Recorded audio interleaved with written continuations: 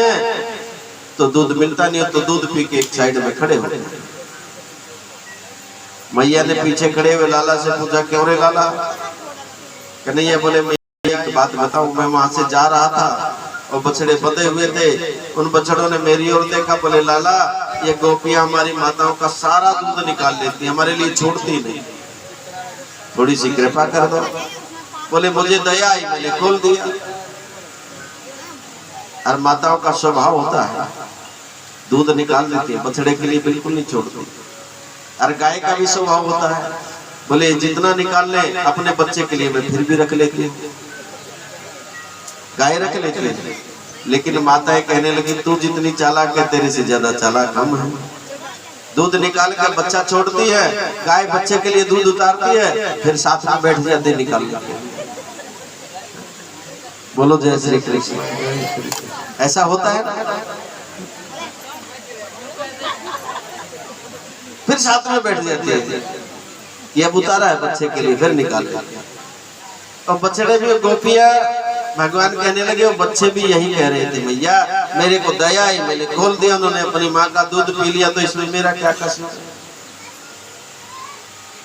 अब यह गोपियां के उलाने तो बड़े अद्भुत है, भाव बहुत सुंदर है। यानी भगवान जा रहे थे, वत्स माने बच्चे, बछड़े, संसारी जीव, परमात्मा के बच्चे, परमात्मा के बच्चे ही तो हैं हम सब। जा रहे थे, संसार के बंधनों में बंधे हुए हैं, परिवार के खूंटे से बंधे हुए हैं, व्यवहार के खूंटे से बंधे हुए हैं, अपने बेटा बेटी पोतों के खूंटे से बंधे हुए हैं, छोड़ नहीं पाते। और भगवान कहते हैं कि ये अब मेरी इन पर कृपा दृष्टि पड़ गई, मेरी शरण में आ गए। इन्होंने केवल इतना किया कि गोविंद केवल इन बंधनों से मुक्त कर दो, और अभी भी इनकी मुक्ति का समय नहीं था। सुखदेव जी कहते हैं, राजा परीक्षित से, राजन अभी मुक्ति का समय नहीं था, लेकिन भगवान ने अपनी कृपामय दृष्टि से उनको बेसमय ही मुक्त कर दिया संसार के बंधनों से। बोलो जय श्री कृष्ण। और कभी कभी ऐसा होता है जो हमारे लिए पीड़ादायक भी हो सकता है, दुखदायक भी हो सकता है। कभी कभी हमें लगता है कि हमारा कोई बच्चा, छोटा बच्चा है, और वो शरीर छोड़ के चला जाता है, हमारे लिए तो दुखदायक लगता है, लेकिन उसके लिए वो सुखदायी हो, परमात्मा के धाम को चला गया, मोक्ष को प्राप्त हो गया। अभी उसकी मुक्ति का या मृत्यु का समय नहीं था, लेकिन फिर भी परमात्मा की कृपा से उन संसार के बंधनों से मुक्त होकर के परम धाम को चला गया। लेकिन संसारी जीव उसको अपने लिए दुखदायी समझते हैं कि हमारा बेटा पोता चला गया। यहाँ कहते हैं कि जो भगवान की शरण में, भगवान की कृपामय दृष्टि जिस पर पड़ गई, भगवान उसको बेसमय मुक्त कर देते हैं। समय नहीं आया। वत्सान मुंचन कौचित समय रोसंजाते हाशा। गोपियां कहती, भैया ये बछड़े खोल देता है, इतने से कोई बात नहीं, ये तो हमारा माखन चुराता है। माँ कहने लगी, कितना माखन चुराता होगा, हमारे यहाँ से ले जाओ, या थोड़ा छुपा करके रख दिया करो। गोपी कहने लगी, मैया हमने छुपा करके भी रख के देख लिया, जब ये चुराने आए इसको डांट दिया करो। बोले मैया वो भी करके देख लिया, जब हम डांटने जाते हैं ना इसको, ये सामने से हंस देता है और हमारा सारा गुस्सा खत्म हो जाता है। क्रोध संजात हासा, इसकी हंसी को देखते ही हमारा क्रोध समाप्त हो जाता है। मैया ये आप जितना माखन खाए अपनी पूरी मंडली को लेके जाता है, खिलाए उससे भी कोई फर्क नहीं पड़ता। ये तो साथ में बंदरों को भी लेके जाता है, मरकान भुक्षयम, बंदरों को भी खिलाता है। मैया ये बंदरों को भी खिलाए तो भी हमें कोई फर्क नहीं पड़ता। मैया ये तो बाद में चेन्नम भांडम भिन्नति, हमारे भांडों यानी बर्तनों को भी तोड़ देता है। जो दूध दही थोड़ा बचा होता पूरा फैल जाता है। और अब जब फिर ये चलता है तो फिर मूंछों पे ताव दे करके कहता है, नंद के छोरे ने तुम्हारे बर्तन तोड़ दिए, जो मर्जी करना है कर लो, चल पड़ता है। गृह कुपितो यातो प्रोषयतो का।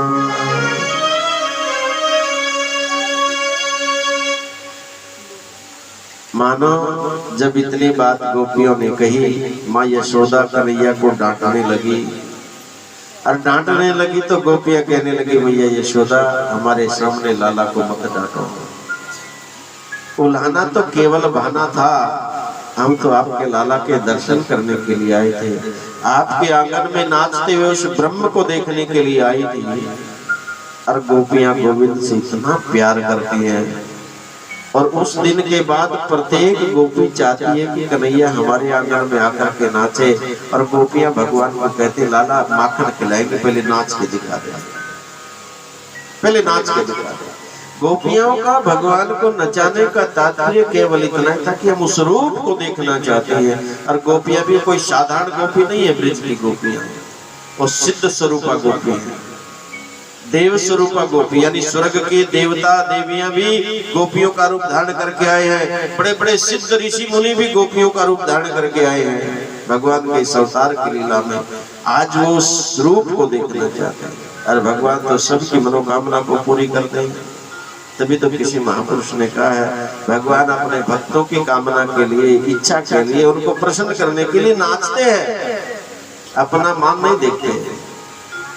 अपना मान भले जाए पर भक्त का मान न टलते देखा, गोपियों के गोरस पर प्रभु को 100 बार मचलते देखा। नाचते हैं गोपियों के इशारे पर मेरे गुरुदेव, जो संसार को अपने इशारे पर नचाने वाला आज गोपियों के इशारे पर नाच रहा है। सुखदेव जी कहते, राजन एक दिन माता प्रातः काल ही, वैसे तो नित्य भगवान की सेवा करती है, आज कुछ थोड़ा जल्दी उठी, नहा धो के स्नान करके श्रृंगार करके और दधी का मंथन करने लगी। बोलो जय श्री कृष्ण। श्रीमन नारायण नारायण नारायण,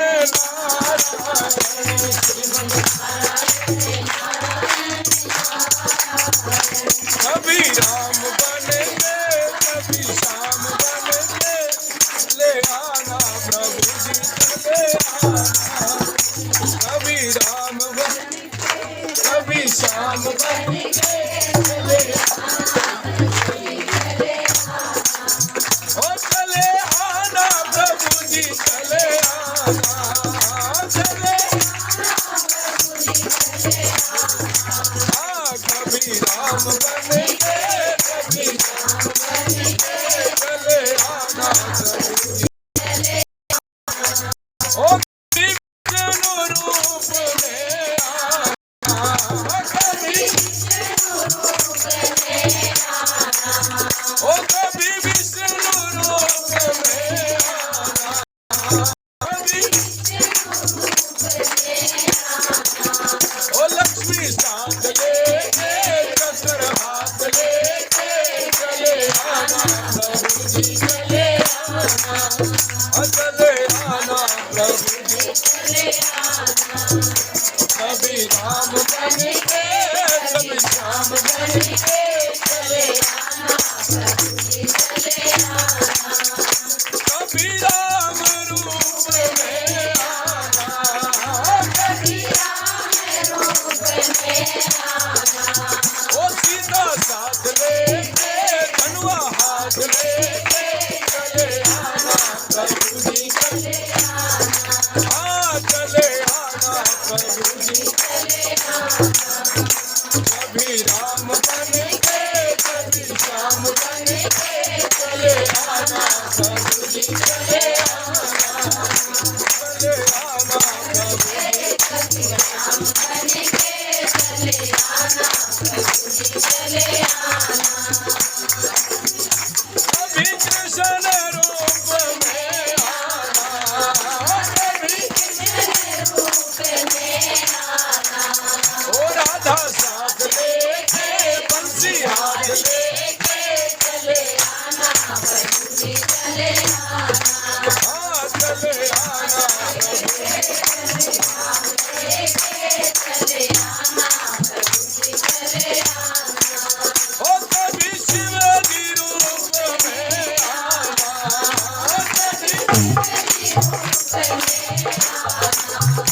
कभी शिव जी रूप में आना, शिव जी रूप में आना।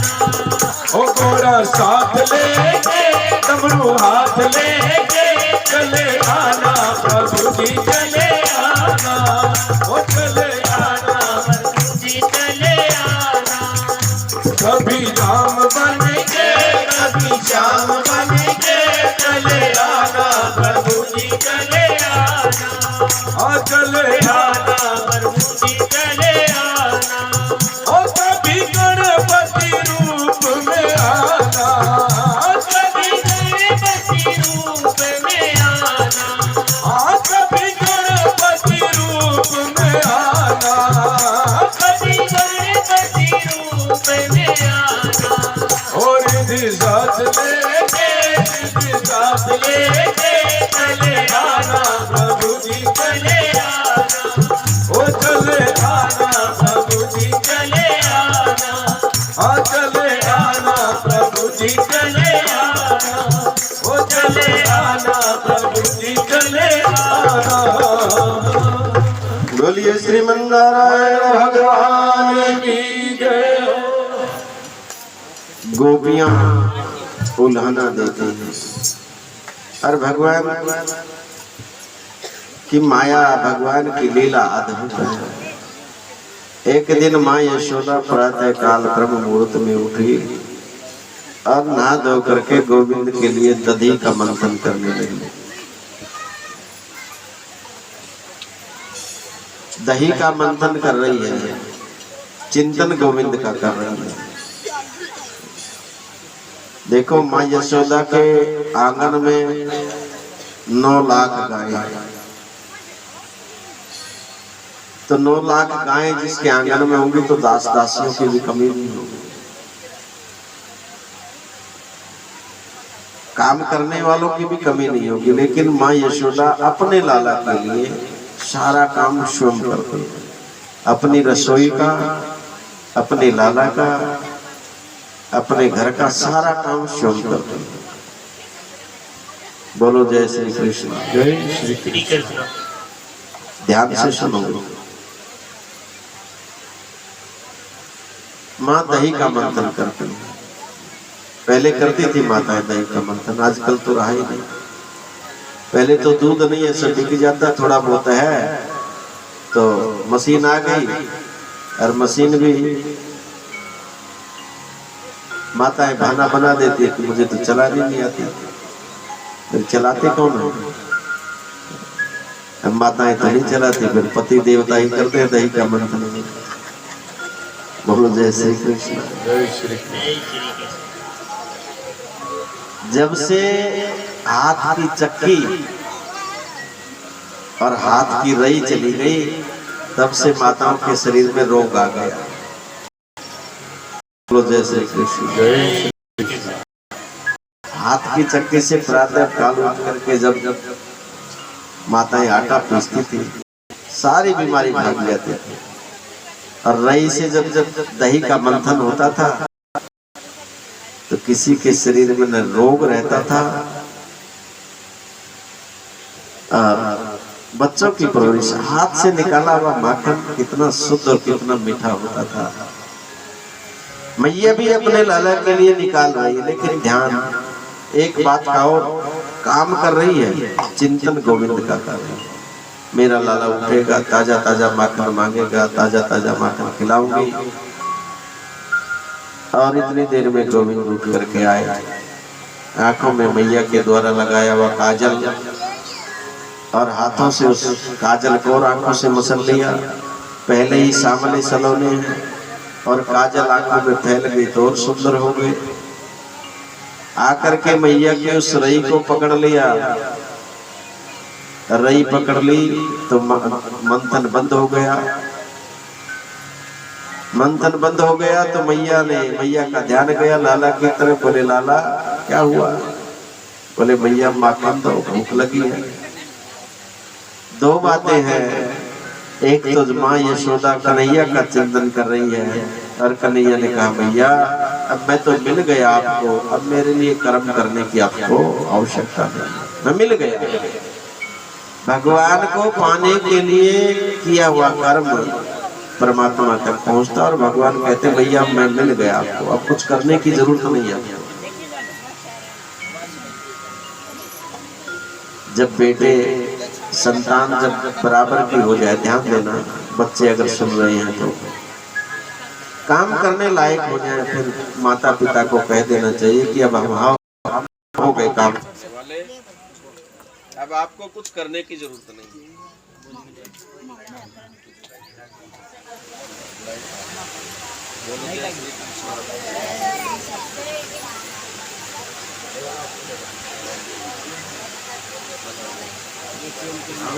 जय श्री राम।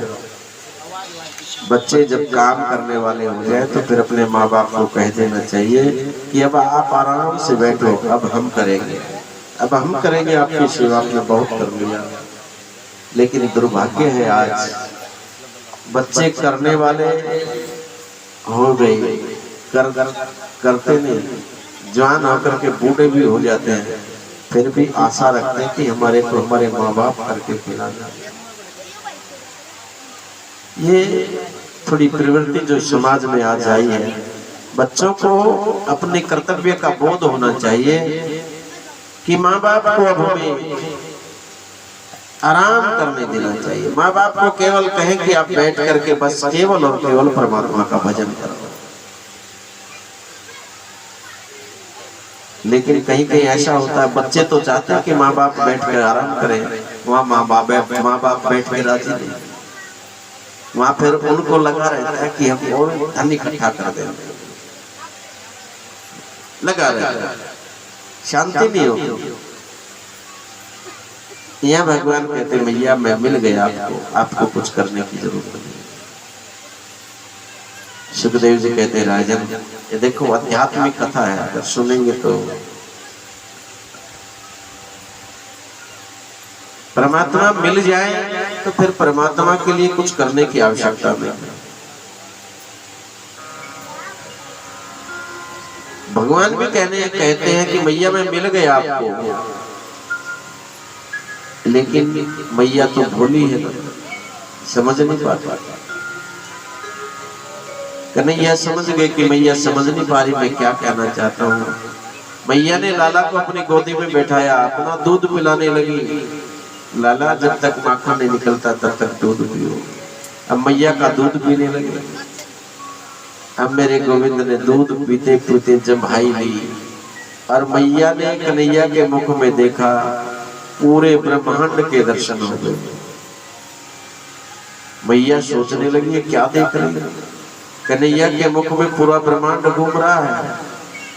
पूरे ब्रह्मांड में ब्रिज की भूमि में नंद महल में माँ यशोदा की गोद में बैठा हुआ कन्हैया, ये भी सब देख रही है माँ यशोदा।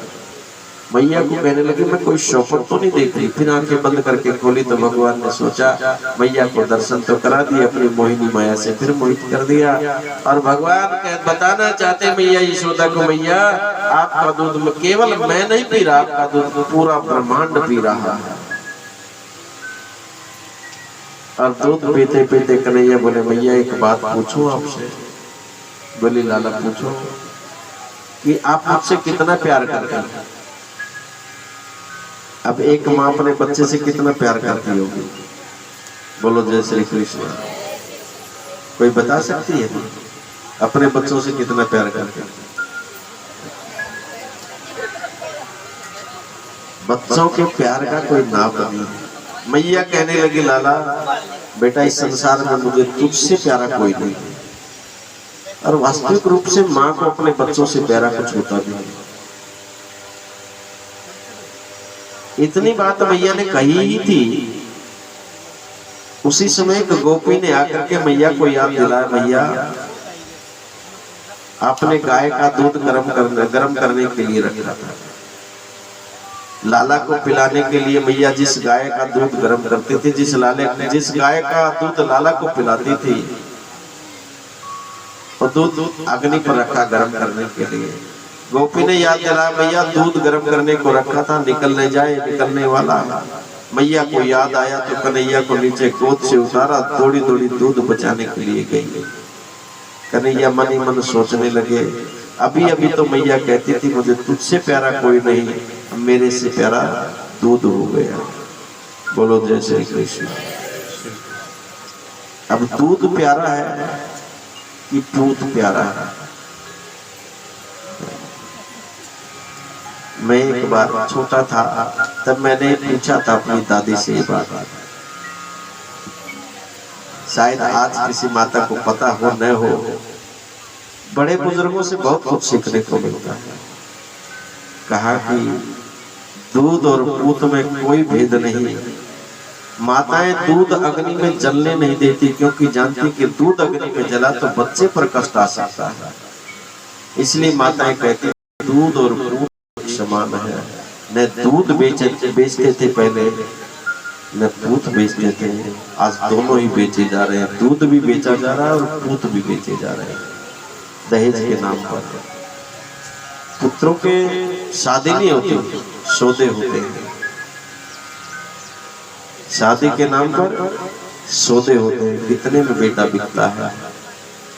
और फिर जब वो आती है घर में तो कहती शादी करके नहीं आई, मेरे पिता ने तो खरीदा है इसको, अब ये मेरा नौकर बन करके रहेगा। बोलो जय श्री कृष्ण। गाँव में तो ऐसा नहीं है, देहात में बहुत इस चीज को भी बचाओ, लेकिन शहरों में हम देखते हैं बहुत बुरा हाल है। कहते मेरे पिता ने इसको खरीदा है पैसे दे करके, अब ये मेरा पति नहीं, मेरा नौकर है। शादी नहीं, पहले संबंध होते थे, संबंध होते थे, संबंधी बनते थे। अब केवल सौदे होते हैं। माँ यशोदा को भी अपना पूत प्यारा है, लेकिन दूध न निकल जाए, कहीं दूध अग्नि में जले, मेरे पुत्र के जीवन में कोई कष्ट न आए, इसलिए माँ यशोदा दौड़ी दौड़ी गई, दूध को बचाया। उधर कन्हैया तो बालक है, उनको बुरा लग गया। अब बुरा लग गया तो गुस्सा आ गया, गुस्सा आया तो एक पत्थर उठाया और दही की मटकी पे मार दिया। अब मारा तो उन्होंने वैसे ही था, लगते ही पत्थर वो मटकी फूट गई, सारी दही आंगन में फैल गई। अब कन्हैया को लगा कि तो गड़बड़ हो गया, अब मैया तो मार पिटाई करेगी, क्या करें, बोले छुप जाते हैं। अब गए छुपे, जहां पर दूध को दही के मक्खन के बड़े बड़े माट रखे हुए थे, वहां जा छुपे। वहां पर एक उखल रखा था, उस उखल पर चढ़ करके माट में से माखन निकाल के खाने लगे। अब मैया दूध बचा करके आई, देखा दही को फैले हुए, थोड़ी मुस्कुराई, गुस्सा भी आया कि देखो तो नेक सा लाला है, कितना गुस्सा करता है। गोदी से नीचे उतारते इतना गुस्सा कि मटकी फोड़ दी।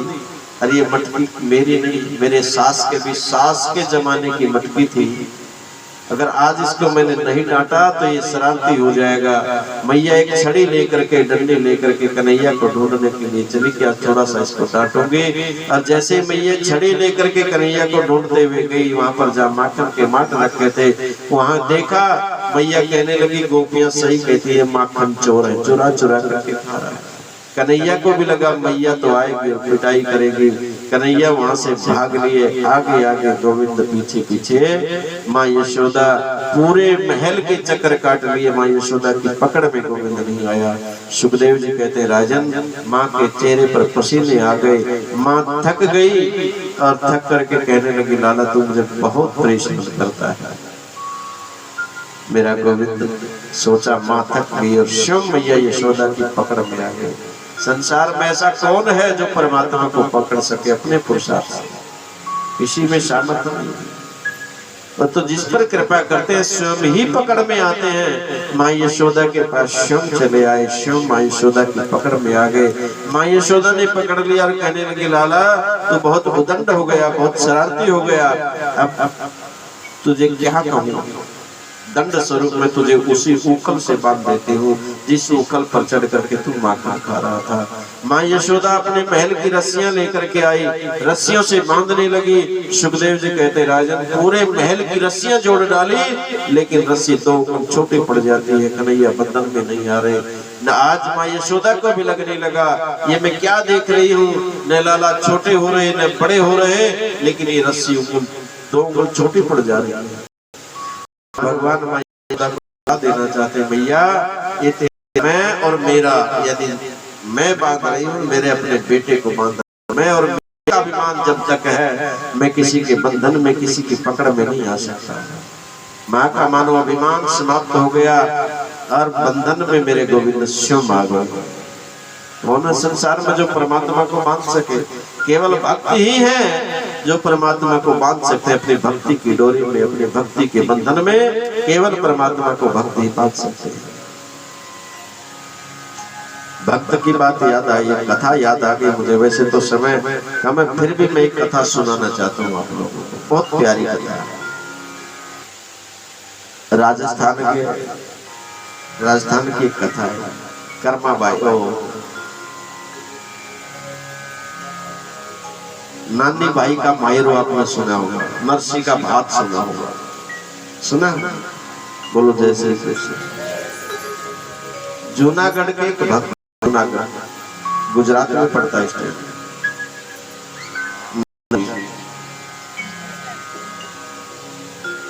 नरसी के पिता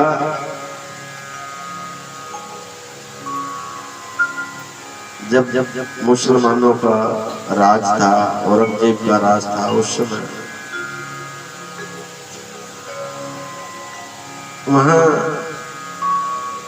घुड़शाला की देख रेख करते थे और मुनीम थे। अच्छी खासी पगार मिलती थी, तनख्वाह मिलती थी।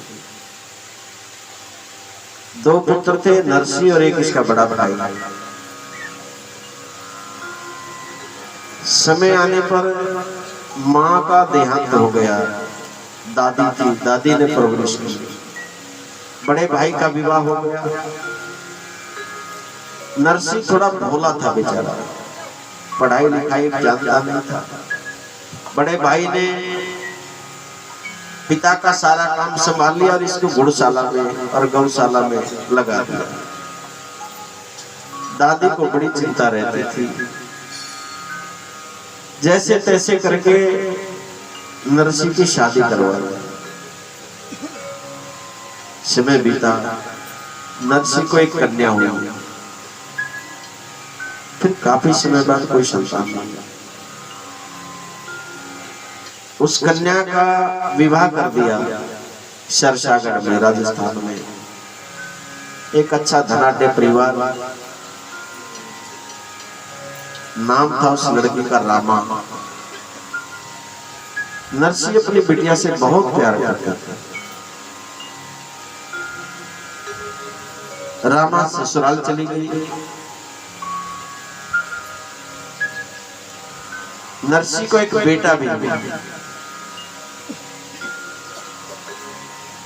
और दुर्भाग्य से कुछ समय बाद वो बेटा मर गया। नरसी की पत्नी भी मर गई।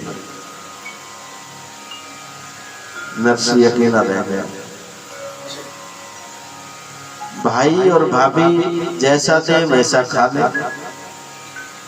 पास में एक मंदिर था, अपना सारा काम करके वहाँ मंदिर में कुछ संत रहते थे, उनके पास जाकर बैठ जाता और भगवान का भजन करता, कीर्तन करता, वहाँ बैठा रहता। भाई भाभी के मन में थोड़ा लालच आ गया कि ये अपना हिस्सा बटाएगा, इसके हिस्से को लड़की ले जाएगी, इसको घर से निकाल देते। छल पूर्वक उसके हिस्से पर कब्जा कर नरसी को घर से निकाल दिया। नरसी बेचारा उदास होकर के वहां भगवान शिव के मंदिर में जाकर के बैठ गया। 3 दिन हो गए, भूख और प्यास लगी, भूख और प्यास से पीड़ित भगवान शंकर का भक्त था। शिवलिंग पर जाकर के लिपट गया। जब भूख और प्यास से मानो निष्प्राण सा होने लगा, नरसी मूर्छित होने लगा, तो भगवान शिव और माता पार्वती का सिंहासन मानो डोल गया। माँ पार्वती कहने लगी भोले बाबा से, क्या तुम्हें अपने भक्त की चिंता नहीं होती? अरे कोई द्वार पर भिखारी आता है, भोजन उसको भी दिया जाता है। 3 दिन से नरसिंह तुम्हारा भक्त है, तुम्हारे द्वार पर पड़ा हुआ है, भूखा प्यासा। कब भूख और प्यास के कारण ये प्राण छोड़ देगा, आपको अच्छा लगेगा? भगवान बोले बाबा भी कहने लगे, देवी मैं तो चाहता था कि आप के अंदर भी मातृत्व तो जगे, अब आपको दया आ गई तो फिर चलते हैं। और बोले बाबा आए, शिवलिंग पर सिर रखे हुए नरसिंह के सिर पर हाथ रखा। नरसिंह की आंखें खुली, भोले बाबा को देखा, चरणों पे गिर गए। और नरसिंह की भक्ति अद्भुत थी। भोले बाबा ने कहा, नरसिंह मांगो क्या चाहिए। देखो भक्त की महिमा, 3 दिन से भूखा प्यासा, नरसिंह ने भोजन नहीं मांगा। नरसिंह ने भगवान के चरण पकड़े और कहने लगे, प्रभु अगर मुझे कुछ देना चाहते हो तो आपकी जो सबसे प्यारी चीज है उसके दर्शन करा दो, वो मुझे दे दो। और उस समय भगवान भोले बाबा सबसे ज्यादा प्यार करते थे नंद नंदन भगवान श्री कृष्ण से। ब्रिज में भगवान अदृश्य से के साथ करते, भगवान माँ पार्वती रूप बदल कर, किसी को पता नहीं। बोले बाबा नरसिंह का हाथ पकड़ करके लेके गए उस मधुवन में जहाँ रास बिहारी रास रचते थे। भगवान ने नरसिंह से कहा, तो एक काम करना, द्वार पर बैठे रहना और एक दीपक दे दिया जला करके, बोले इस दीपक को पकड़े रहना और देखते रहना, बोलना नहीं। द्वार पर बैठा हुआ नरसिंह दीपक को हाथ में लेकर के बैठा है और भोले बाबा माँ पार्वती के शेष, गोपियों के शेष, भगवान गोपी का रूप धारण करके उस ब्रिज मंडल में, उसमें भगवान के साथ रास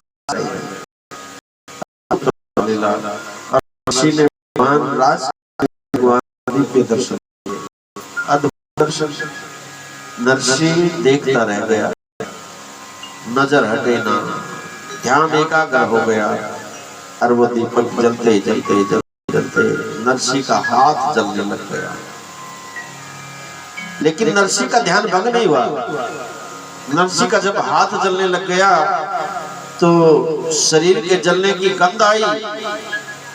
और ये गंध भगवान को पता चला, भगवान का ध्यान गया, ये गंध कहाँ से आ रही है, तो ध्यान गया। द्वार पर बैठा हुआ एक भक्त, भगवान दौड़ करके आए, नरसिंह के हाथ से दीपक उठाया और कहने लगे, पहले ये बताओ तुम यहाँ आए कैसे, कौन हो तुम लोग, यहाँ आने की इजाजत कैसे मिली। तब भगवान शंकर आए, कहने लगे, प्रभु क्षमा करना, ये भक्त तो मेरा है।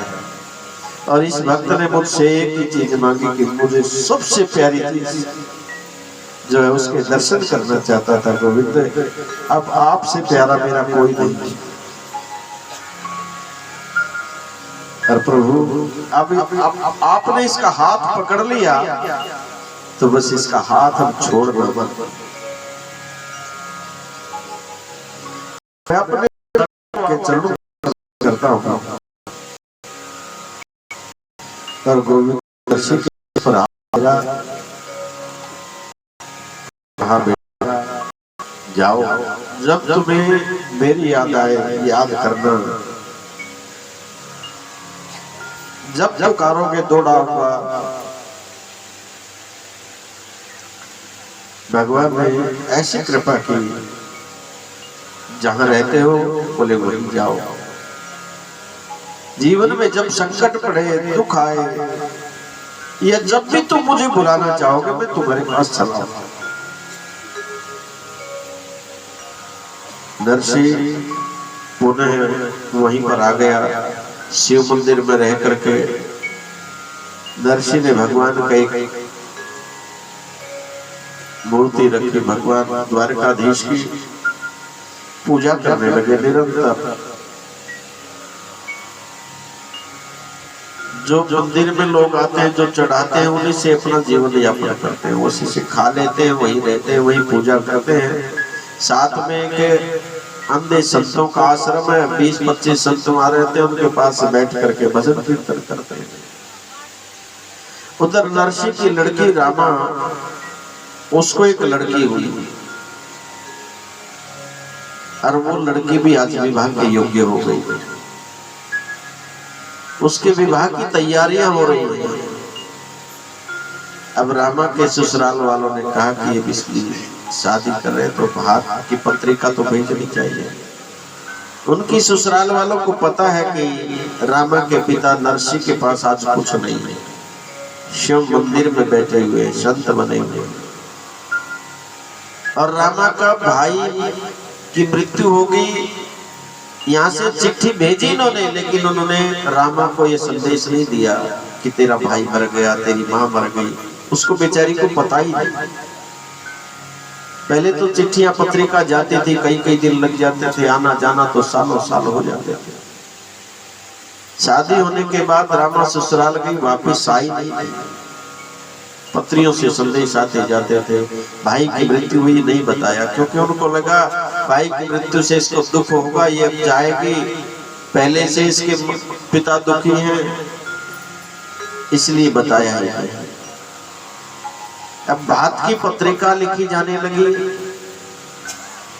अब रामा के ससुराल वाले जो ससुर जी थे, वो जानते थे कि इसके पिता तो संत बन गए, कुछ लेना देना तो है नहीं, यहाँ बुला करके अपने द्वार पर बुलाएंगे और नाक कटेगी, इसलिए पत्रिका अगर नहीं भेजी तो कहेंगे कम से कम मुझे याद तो कर लिया होता, मैं आता, कुछ देता, मैं देता, आता तो सही।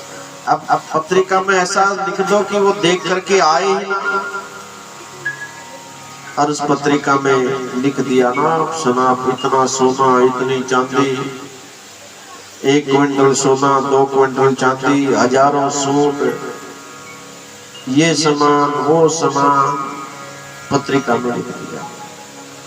जानते थे कि पढ़ेगा, उसके बस का कुछ है नहीं, वो आएगा ही नहीं, इसलिए आएगा नहीं तो कम से कम हमारे द्वार पर नाक तो नहीं कटेगी।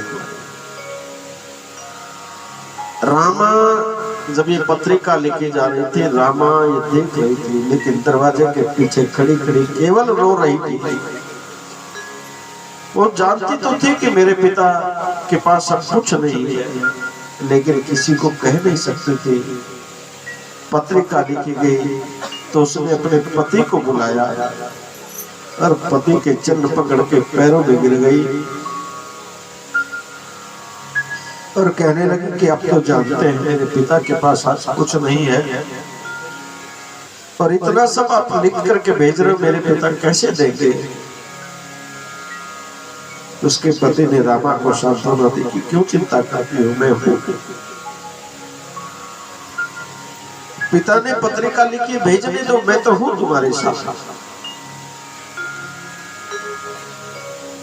पति ने रामा को सांत्वना दी, शांत किया। पत्रिका को नाई के द्वारा जूनागढ़ भेजा गया। नाई उस पत्रिका को, भात की पत्रिका को लेकर के आया। अब नरसिंह का पता कौन बताए? वो तो सोचता था कि नरसिंह कोई बहुत बड़ा सेठ है, जैसे हमारे सेठ हैं तो बराबर का संबंधी है तो बहुत बड़ा सेठ होगा। उसने आके पूछा, भाई नरसिंह सेठ का महल कौन सा है? अब कौन बताए? नरसिंह तो बेचारा मंदिर में रहता है, लेकिन भगवान जिस पर कृपा करते हैं उसकी महिमा अनंत है। मेरे प्रभु द्वारकाधीश ही प्रकट होकर के सुनाई के सामने आकर के कहते कि देखो कहाँ जाना आपने? उसने कहा मैंने नरसिंह सेठ से मिलना। बोले नरसिंह जी तो मंदिर में रहते हैं, वहां जाओ। बोले आप कौन हो? बोले मैं उनका मुनि हूँ, उनका आजकल कारोबार व्यापार सब में देख। और वो नाई पूछते पूछते मंदिर में पहुंचा, नरसिंह जी से मिला। नरसिंह ने बड़ा स्वागत किया और उस नाई ने वो भात की पत्रिका नरसिंह के हाथ में दी। नरसिंह ने पत्रिका ली और रख दी और कहा कि पहले तो मेहमान आया, जल पिलाया, पानी पिलाया, बैठाया और कहा मेहमान मेरी बेटी के यहाँ से आया, भात की पत्रिका लेकर के आया, क्या खिलाऊं? एकादशी का दिन था।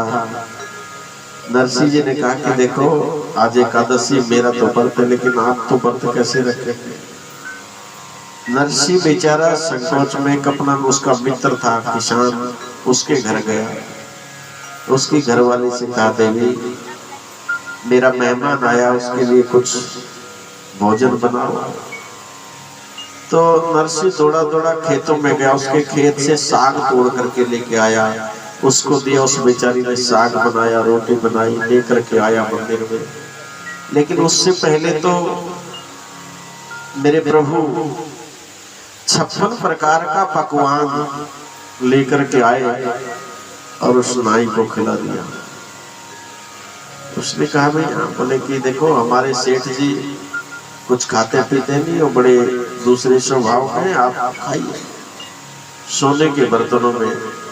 वो नाई तो बड़ा हो गया और खिला पिला कर भगवान कहते देखो रसोई का नियम है, हमारे से बाहर निकल जाते हैं, पुनः रसोई में बर्तनों को नहीं जाते, इस बर्तन तुम्हारी। वो नाई तो इतना प्रसन्न बोले, इतने सोने के बर्तन? वो तो खा पी करके मस्त सो रहा था। उधर नरसिंह साग रोटी लेकर के आया और कहने लगे अरे आप भोजन कर लीजिए। इसने कहा भोजन तो मैंने अभी किया है। किसने कराया? बोले कि आपका मुनीम कोई बता रहा था, भोजन लेकर के आया और ये बर्तन भी दे गया मुझे। नरसिंह समझ गए ये तो लीला मेरे गोविंद की है। पत्रिका रख करके नाई तो अगले दिन प्रस्थान कर गया। अब नरसिंह सोचने लगा पत्रिका खोलूं कि नहीं खोलूं, और बिना खोले गोविंद के चरणों में पत्रिका रख दी। और नरसिंह जी ने यही कहा प्रभु अर्जी हमारी, मर्जी तुम्हारी। अर्जी हमारी, मर्जी तुम्हारी। अर्जी हमारी, मर्जी तुम्हारी। हे नंद नंदन बांके बिहारी। अर्जी हमारी, मर्जी तुम्हारी। हे नंद नंदन बांके बिहारी। अर्जी हमारी।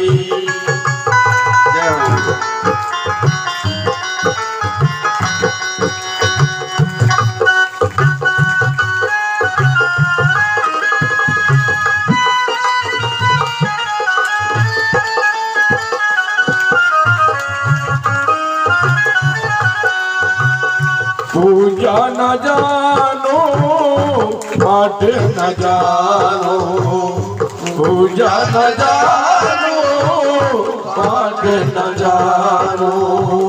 हे श्याम सुंदर, हे श्याम सुंदर बदन मुरारी। अर्जी हमारी, अर्जी तुम्हारी। हे नंद नंदन बांके बिहारी। अर्जी हमारी, मर्जी तुम्हारी। हे नंद नंदन बांके बिहारी। अर्जी हमारी।